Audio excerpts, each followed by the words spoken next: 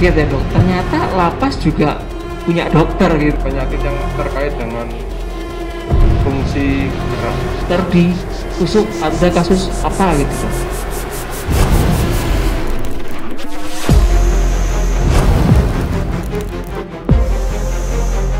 Dokter Maskur, gimana nih kabarnya dok, dokter Maskur? Alhamdulillah sehat walafiat. Alhamdulillah sehat walafiat. Nah jadi kan kemarin di podcast Lapas Kelas 2 Pasir Putih Nusa Kambangan ini kita udah berbincang-bincang sama Ketua ZI, kemudian sama Wali ataupun Pamong dari Lapas Kelas 2 Pasir Putih. Nah spesial hari ini kita datangkan dokter nih.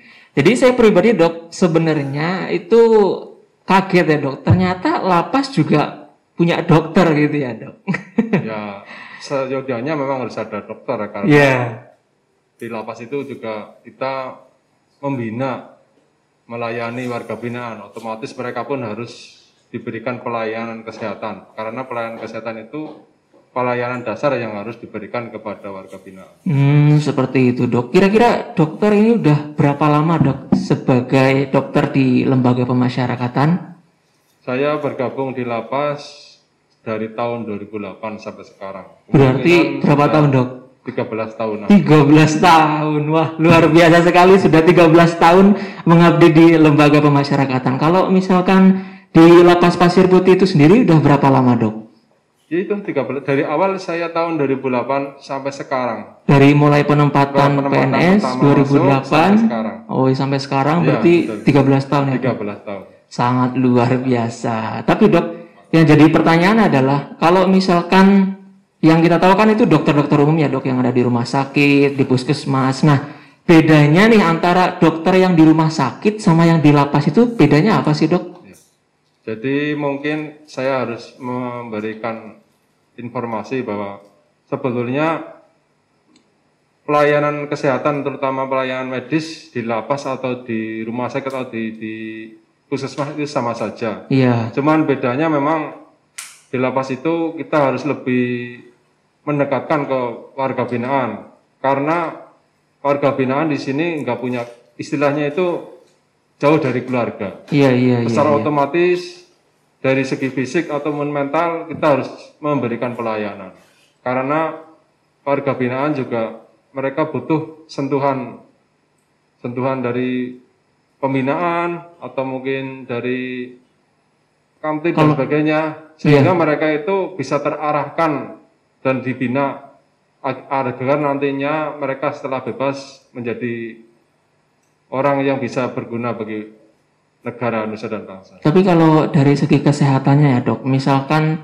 dari penyakitnya, kemudian dari tingkah lakunya, atau mungkin kasus penanganannya, kira-kira beda nggak sih dok antara dokter yang ada di rumah sakit sama yang di lapas itu apa gitu dok perbedaannya? Misalkan kalau di lapas itu rata-rata sakitnya apa, tapi kalau misalkan di rumah sakit mungkin lebih berbeda-beda dalam hal apa gitu dok? Jadi secara umum warga binaan yang sakit karena umumnya lapas itu isinya banyak, otomatis penyakit-penyakit yang sering muncul dalam lapas yaitu penyakit yang kaitannya dengan penyakit yang menular.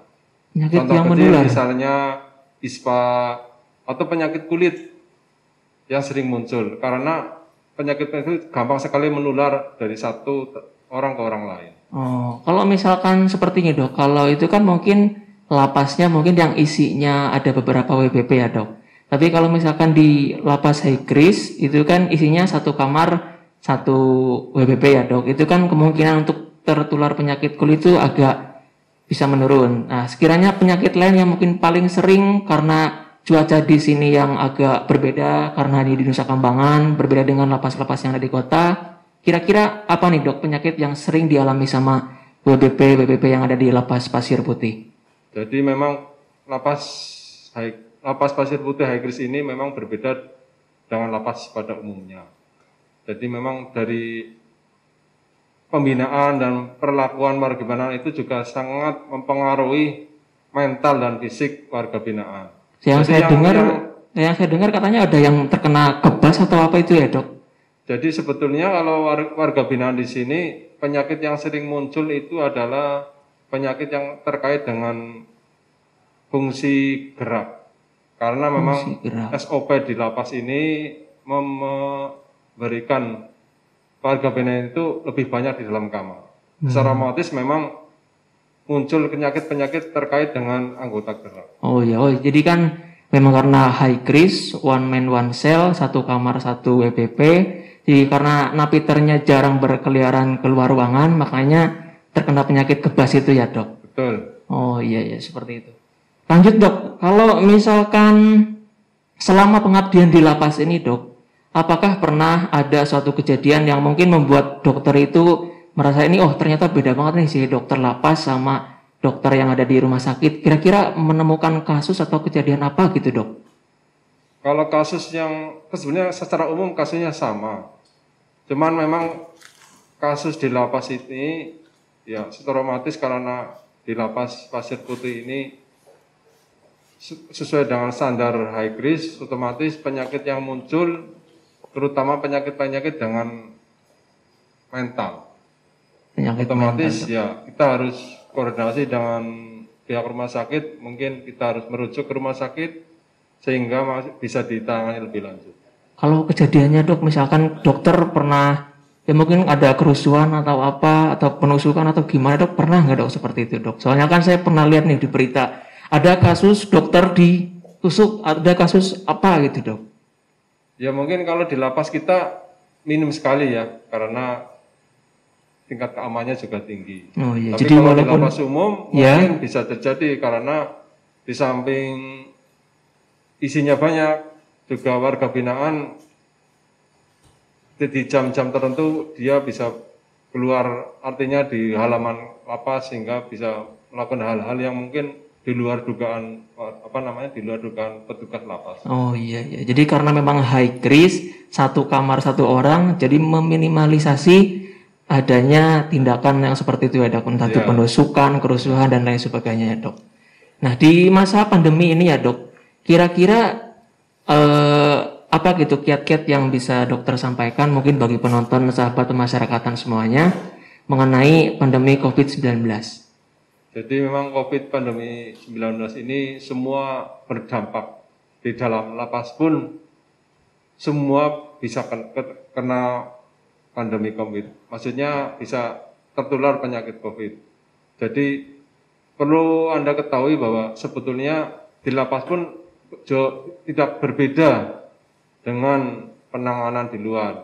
Hal-hal yang perlu diterapkan itu pola pencegahan, ya. Oh iya, pola pencegahan. Ya kayak gimana tuh dok pencegahannya contohnya? Ya otomatis dok? Salah satunya yaitu satu memakai masker. Oh iya, memakai masker. Memakai masker itu juga sebetulnya harus sesuai standar ya. Kan sekarang banyak beredar di pasaran masker yang nggak standar mesti, yaitu yang mungkin harus dihindari karena apalagi yang semakin kesini COVID itu bermutasi, otomatis semakin ganas, semakin sangat menular sehingga sekarang yang diajukan malah justru memakai masker double.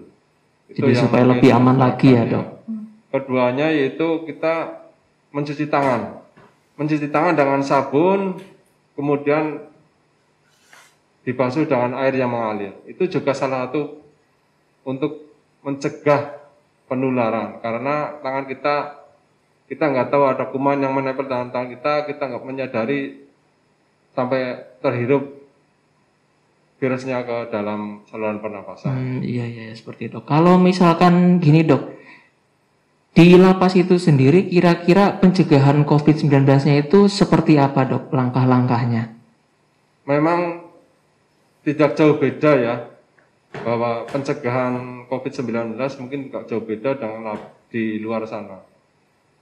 Yaitu tadi memakai masker, kemudian mencuci tangan dengan sabun, menjaga jarak, kemudian mengurangi mobilisasi, kemudian yang salah satunya yaitu menjauhi kerumunan. Menjauhi kerumunan. Tapi yang jelas bahwa di lapas ini kita harus sangat bersyukur karena warga binaannya itu satu kamar satu orang dan kita interaksi dengan warga binaan juga sangat dibatasi sehingga secara otomatis warga binaan sangat terlindungi dari penularan wabah corona. Oke, luar biasa sekali dari Dr. Baskur yang mana sudah 13 tahun mengabdi di Lembaga Pemasyarakatan, khususnya di Lembaga Pemasyarakatan kelas 2 Pasir Putih, Nusa Kambangan. Saya doakan semoga pengabdiannya bisa lancar dan terus bisa bertahan sampai dengan masa purna.